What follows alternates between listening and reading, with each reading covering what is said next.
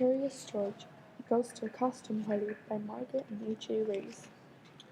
George, said his friend, Aunt Harriet has just invited us to a party. It sounds like fun. Let's go.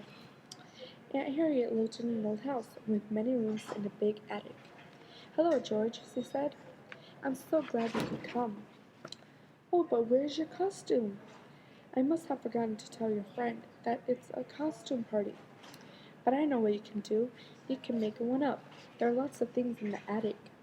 George, said the man with the yellow hat, you can go up to the attic, but don't get into trouble. The attic was full of furniture, a mirror, and boxes of old clothes. George found the fireman's hat. He tried it on, but it was too big for him. Next, George tried on a sailor suit. This was too big, too. The doorbell rang downstairs. The guests were arriving. George had to find a costume in a hurry. On top of an old dresser was a big white sheet. George was curious. Could he use that? He reached up and pulled. He pulled and pulled. The sheet came off the dresser. The old lamp came with it. The lamp hit the floor and broke into 100 pieces, and George got tangled in the sheet. George tried to get out, but the more he tried, the more tangled he became. Then George heard voices coming from downstairs.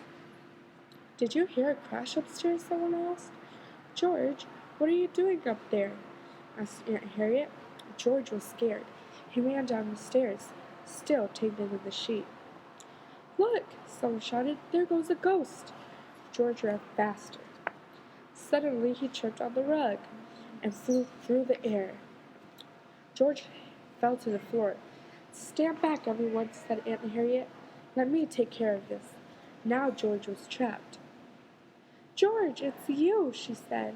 You certainly gave us a scare just as a ghost. George, said his friend, did you break the lamp? Don't mind the lamp, said Aunt Harriet.